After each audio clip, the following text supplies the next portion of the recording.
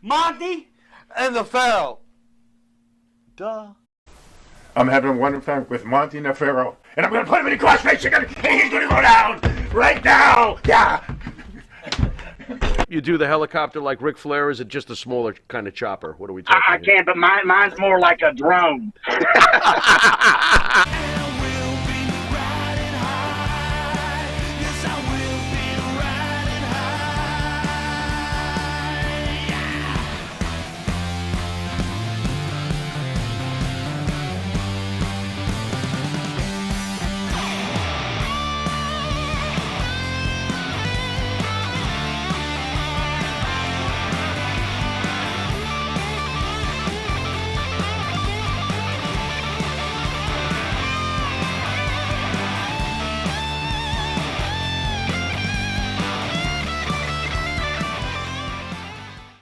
All right, welcome back to Long Island's #1 pro wrestling broadcast, Monty and the Pharaoh, produced out of Indie Music TV. Welcome, Jamie Dundee. How are you, sir? Gentlemen, I'm very well. I'm living the great American dream, baby, down here in the South. Jamie, I got to ask you, and by the way, thank you for coming on. What Thank you for having me, man. Absolutely, bro. See, I said bro, like it says in the script. I don't know if, listen, in New York, I guess bro's a Vince Russo thing, but what happened? Well, maybe, but see, Vince Russo loved Jamie Dundee, and I say bro all the time. My two favorite words are bro and those are my two favorite words. Wait a minute, that's 3 words, bro, mother. No, it's all one word, It's one all- word. It's not hyphenated or anything. I got it. Bro, what happened with the show last time with the booking? And, everybody was really hoping you were going to be here. And, I mean, I'm just speaking from my own, respectfully. I was bummed. What happened? What went down? Listen, bro, in that situation, first of all, I'm not in the wrestling business. I get too flying about the wrestling business anymore. I grew up in the wrestling business, and most of the time it ends in just a bad sob story any way, man, because nobody can fall from grace. It's hard to go from the top of the world and everybody telling you how great you are because you start to believe that. And then everybody tells you that, and then one day you just disappear and fall from grace. It's hard for the person to do that, man. Speaking from experience, I know. Obviously, Look at Wolfie D. He's grasping for anything in the world to still stay in the limelight. He's got his old lady on some damn porn show thing, $1 or whatever the hell it's called. And you can, come on, man. The guy, everybody, listen, wrestling's over for us.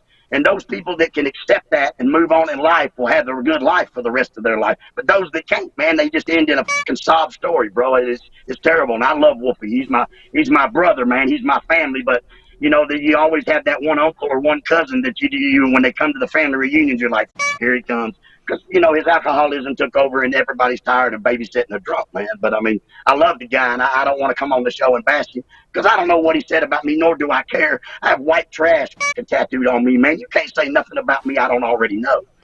Well, he did say you had a small penis.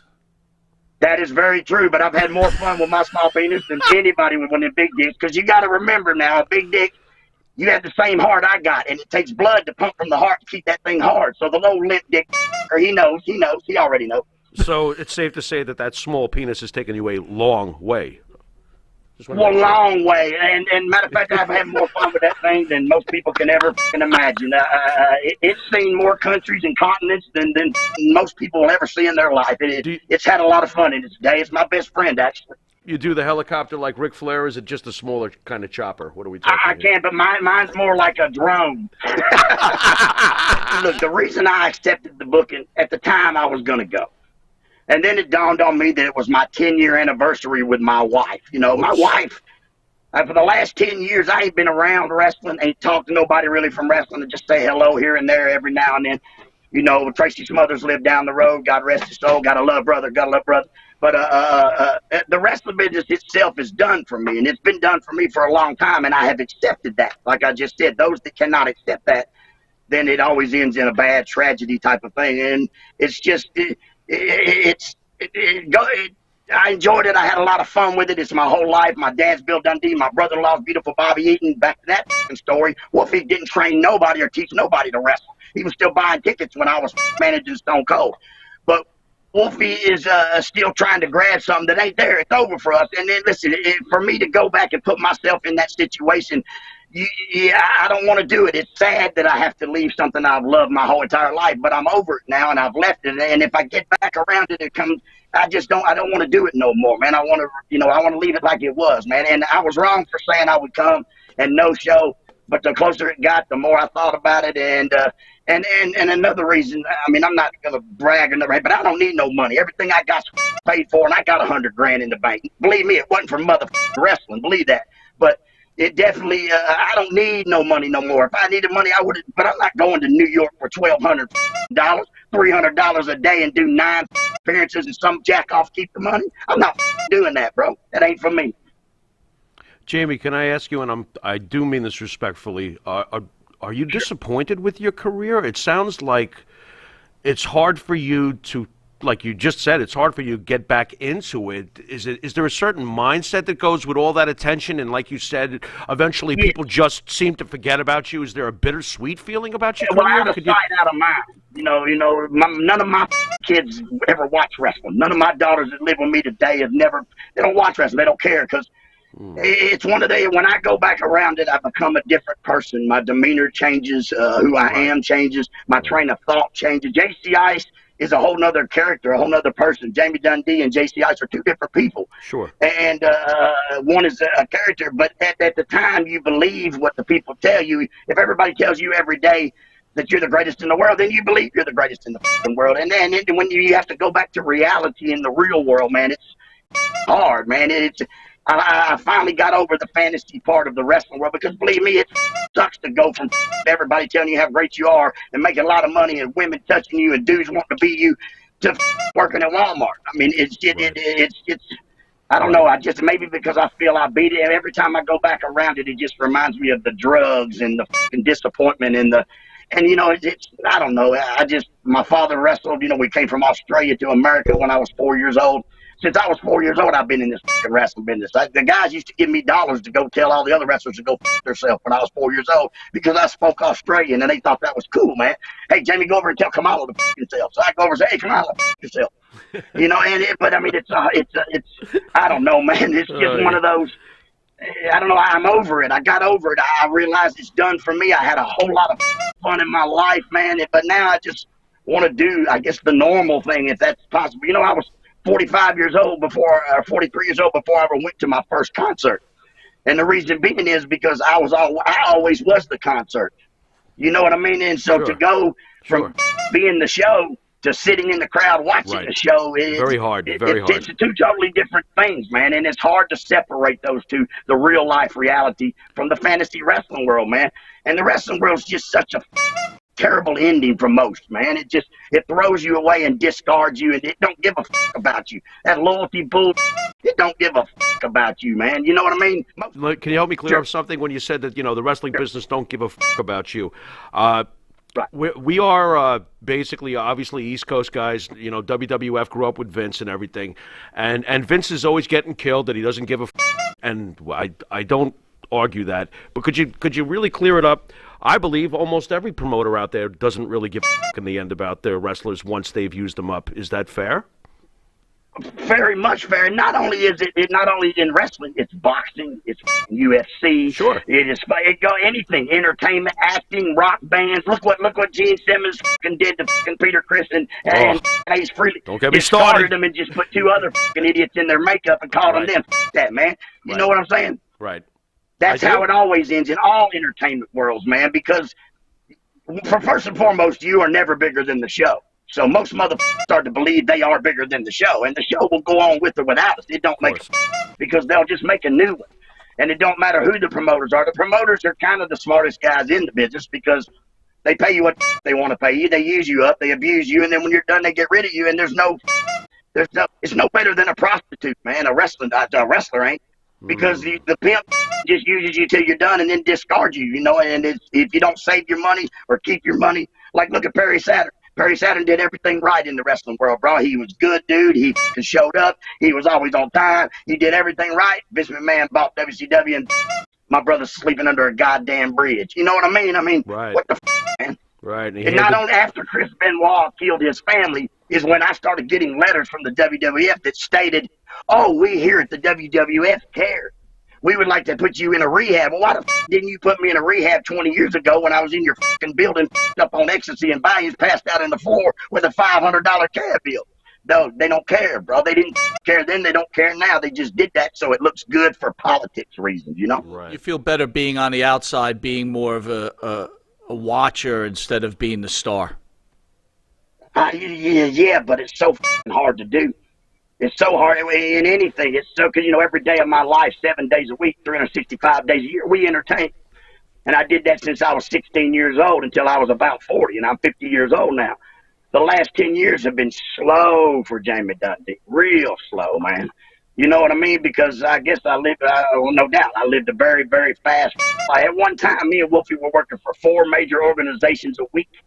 WWF on Monday, Lawler on Tuesday and Wednesday, ECW on Thursday and Friday, and then Smoky Mountain on Saturday. And then we left that, and then we started WCW.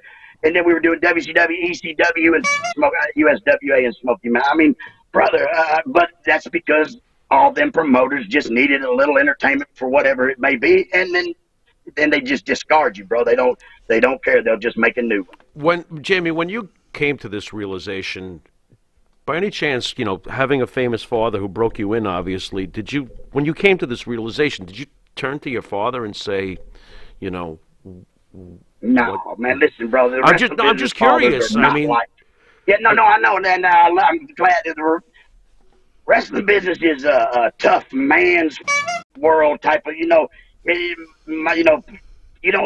ever tell your kids you love them or hug them or anything. There's no affection in it. During the time of the people and because it's a tough guy sport, whatever. I don't know. I guess I'm not only my father, Brian Christopher's father, Lawler, all the wrestling sons that I know, even The Rock, man, their dads were. I don't. It would be called abuse today, the way they raised you. They smack you in the mouth when you did the wrong thing, and it was a whole. There's no love, no nurturing. I guess that's what I try to do for my daughters, but their daughters, that's different. But sure. I don't know. No, I never spoke to my dad about it because it's one of those suck it up, buttercup. Tough it out, motherfucker. And everything is Jamie Dundee's fault that happened to Jamie Dundee's career. But I really didn't care. I had a whole lot of fun, and I did what I wanted to do when I wanted to do, and them, because I already knew at a very young age of how the promoters were, because my dad being a booker and coming from Australia, and I was around, and you can just, in life, you only know what you're taught, and I was taught that, it's a man's world, and they give you $25 to drive TV because you would do it for free because you're on TV, and they already know. They take, it's like the promoters they keep all the money and take advantage of the guys, man. I don't know. It's just, I just fucking hate it, man. I hate the wrestling business, bro. Everything's, and my whole family, it's always ended in bad. Like my brother-in-law, Bobby Eaton, man, broke and homeless when he died, living in my mom's house. I mean, that's pitiful. Man, that dude was the greatest wrestler in our fucking business, man. And there's nothing for you when it's over. If you don't save your money or you don't put your money away when it's over, bro, they don't give a man. You can sleep. It's just like the veterans. The veterans of America is a shame, too. When you come back home and they send them home on a Greyhound bus and just discard them, man. It's terrible, bro. How is your dad doing? Are you speaking to your dad, and how's he doing? I do. I spoke to my dad when my brother-in-law passed away, Bobby, and my sister Donna passed away, within about 6-month time period. So, cut a long story short, that was my mother's home, so I had to go down there and sell it. And I literally hadn't spoken to my dad in years, about 4 or 5 years. Wow. It's because, I don't know, man, maybe I'm bitter because everything it seems that he had told me and taught me was not right. It was right for them at that time, but it wasn't right for me.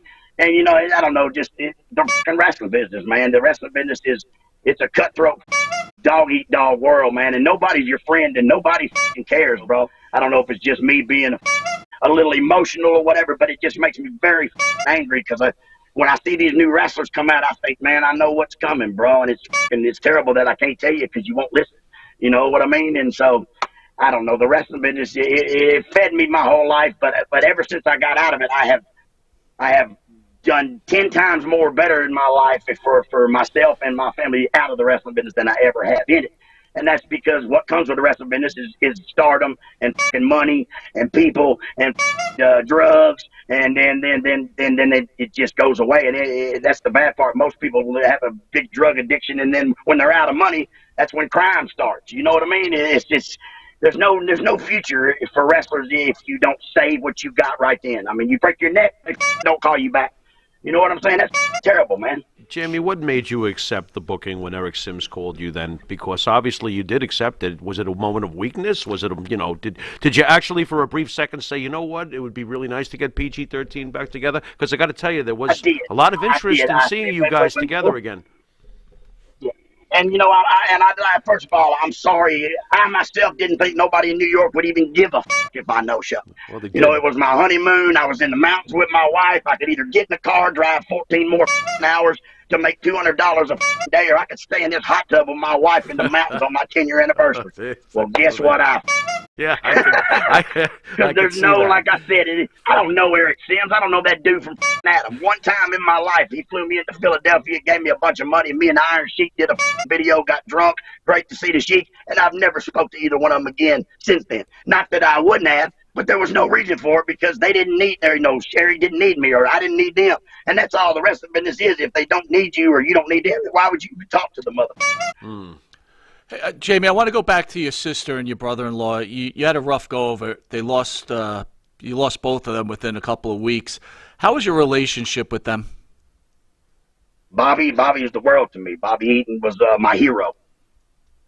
He was definitely my hero. You know. Wow, get a little emotional here. Sorry. It's okay. But it's okay. Bobby was everything to me, for real. Bobby was the reason I wanted to wrestle, not because of my dad, because of Bobby. Bobby was just such a kind. Sorry, guys. No, it's okay. Wow.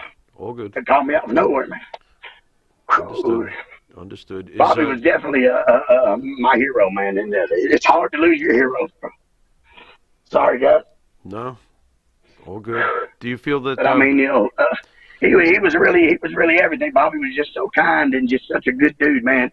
And once again, when the wrestling business threw him away when they were done with him, it's just terrible, man. Tracy's mothers, they just threw him away when they were done with him, It's just a terrible thing, bro. It's just so sad. It's just no future in the wrestling business, bro. I mean, you may make a bunch of money one time, but there ain't 10 guys I can mention out of 200 or 300 that I know that have anything when it's over. You know what I mean, man? It's just, I don't know. It's just such a dog eat dog world. When people die in the wrestling business, the young wrestlers don't mourn; they get excited because the spot opened up. You know what I mean, man? It's just terrible, man. I just hate it. But I tell you what, I do love is the fact that somebody in New York even cared. I'm sorry and I apologize, and I got so much more publicity by no showing than I would have ever got for going there. So in a sense, maybe it was better, but I don't want to be in the wrestling business. And if Wolfie's whole deal was to put us together and go around and do these conventions, well, I wasn't going to do that either. And you know what I mean? And I don't know what as I came to realization that I didn't want to end up hanging myself in a jail cell or dying in a goddamn hotel or, with nobody around, nobody cared. And so I had to get away from it, man. And it's just such a bad thing, man. Yeah, man, thank you for having me, for real. And like I say, man, I'm sorry I get emotional now when I discuss, because believe me, I love the wrestling business as much as I hate it. I probably love it a little more than I hate it, but, it is my life. It's who I was. It's all I knew, man. And then all of a sudden, it's just all gone. You know what I mean? And it's crazy. It's like for the first 5 years, I didn't know what to do with my life or myself because I couldn't perform. I couldn't be me. And so then, after a few years of that, and then I met my wonderful wife and my best friend, and bless her heart, she has to put up with the wrestling business outcast, I guess.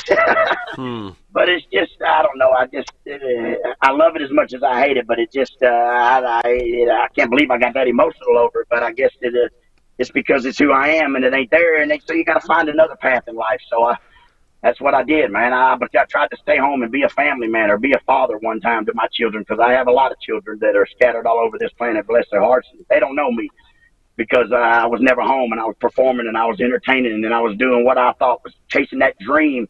and letting somebody else keep all the money and let somebody else determine how my day's gonna go, man. And I got tired of that, man. And now I live my life the way I want to fucking live it. And I do what I want to do, what it used to be, and it's just gone. And it hurt. Like I said, it hurts me. I guess you could tell how emotional I got. It hurts me that I'm not in it no more. It hurts me that I don't perform no more. But I don't want to. You know what I'm saying? The wrestling business ain't what the wrestling business used to be, man. The wrestling business used to be like the fucking mafia, bro. It was fucking a hush-hush group, and it was a tight, but with money and politics and cable TV and internet, and it's overexposed. It's I don't know, man. It's just I just hate the fucking wrestling business for what it does to you after. And I'm only 50 years old now. I could live my dad's 80, so I could live another 20 for 30 fucking years, man. So I had to learn to get away from it, stay away from it. And if Wolfie would ever learn that and it would ever come to him, he wouldn't be fucking putting his old lady on there in negligee trying to get $3 on a goddamn webpage. You know what I mean? I mean, it's kind of embarrassing, man. Just bow out gracefully, bro. He's a great car salesman. Go be a car salesman. When he gets around the wrestling business, he wants to drink, and I just couldn't do it no more, man. I don't want to do it no more because I don't know. I just got fucking tired of doing all the work for no reward, I guess. When my dad would leave territory, when he would lose leave town, and my dad would go to Louisiana, he would take Morton, Robert Gibson, Bobby Eaton, Dennis Conn. He would take his crew, and we'd roll in there to Louisiana, and Bill, he'd be the booker for 2 or 3 years. We'd live there, and we'd draw money, and then we'd go on back to Tennessee. I honestly never knew there was any other wrestling until I was about 15, 14 years old or something. I was like, because Bobby and Donna had moved off to Charlotte, North Carolina to work for NWA. And I was like, oh, and then they had Super Clash, yada, yada. But, it was a closed world, man. I remember when I was a kid, man, the first time I ever saw the fucking heels at my house, it was Wayne Ferris, Larry Latham, the Honky Tonk Man and the Moondog, and Danny Davis. The Nightmare Danny Davis was their manager, and they were called the Blonde Bombers, and they had just did a big angle in Memphis or Nashville, and my dad had ended up with the Canteen, right? But they had just come back into town, so they came over to Dundee's, and they were all drinking beer outside, and I was 8 years old, and I woke up, and I came outside, and I said, what in the are they doing here? Because they were the heels, and my dad and Lawler were the baby faces, and Bill said, oh, man, they're here, they're trying, because, back then, you didn't break kayfabe, not even to your family, man. My dad said to me, well, boy, they want me to fucking turn on Lawler and join their team. And I said, oh, no, man. And I'm looking at them 3 guys, and they're all laughing and drinking beer, and I'm just thinking, oh, my God, I cannot believe the villains are here, man. And I just remember being so worried because it was such a believable world. You know what I'm saying? The kayfabe was big time, man. And I was just like, please, Daddy. And I just remember going back. He said, well, you got to go to bed, boy. And I went back in my room, and I just remember laying in the bed all night thinking, oh, man, I hope he don't turn on Lawler for these guys, man. Because it was really, truly that protected and that much of a mafia world. You know what I mean? And it was just wow, man. I could not believe these 3 fucking villains were at my house trying to get my number 1 hero dad to turn bad. You know what I mean? And I mean, that's how deep the fucking kayfabe was, bro. They would fire you if they saw you in a bar and there was another heel in there and you were a babyface. So let me ask you this. You've had that relationship with Wolfie. We mentioned on the show, we asked him this question, and I'm going to ask you the question. Okay. Was he upset because did you feel he was the Marty Jannetty of PG-13? That's not really fair to say because Shawn Michaels just kissed more than Marty Jannetty, if you really want to know. Right. And I heard he did a few other things, and I'm not here to bash Shawn. I'm just saying that's what the talk of the wrestling business was. You know what I'm saying? Mm. But in a sense, yes, I know. And see, my wife told me about that question, and it kind of offended Wolfie. Wolfie's like, no, I feel I am. But see, if Wolfie D wouldn't have showed up at that convention, publicity wouldn't have been no different.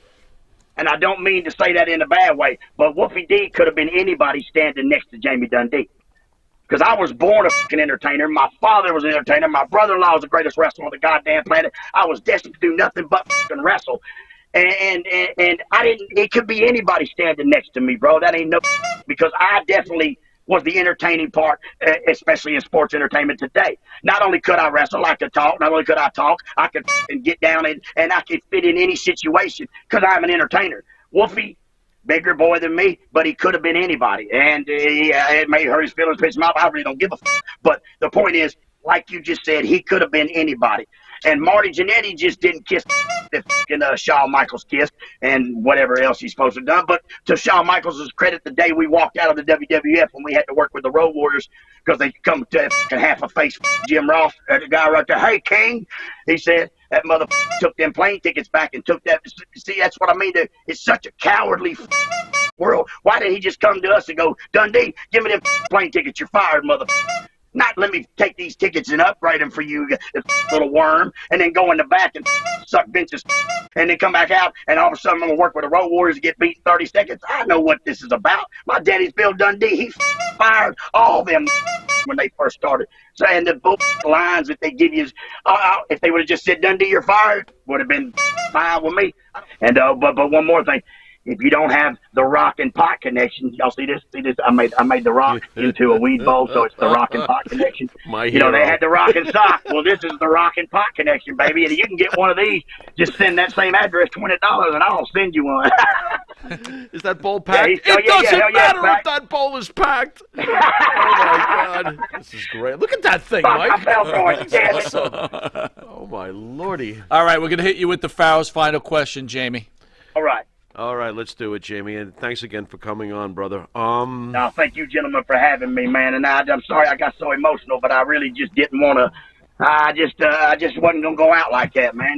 You know, after talking to you, over this past hour, I might as well ask it. Do you regret becoming a pro wrestler? Good question. No, 100% no. I regret. I don't think I regret nothing because really everything, as they always say, everything happens for a reason. But I just wish that no, I don't regret it, and I guess I kind of wish I'm still in it, but I don't miss the person that I was when I was in it, if that makes any sense at all. A lot of sense. Life has never been better for me, man, and I hate it. I wish my life was good like it is now with the wrestling business, but that would have never happened, and. I love the wrestling business more than I fucking hate it, and I'm sad that I'm probably more sad and mad that it's over than I am but I'm also at peace now, man. You know what I mean? I'm at peace for one time in my fucking life, man.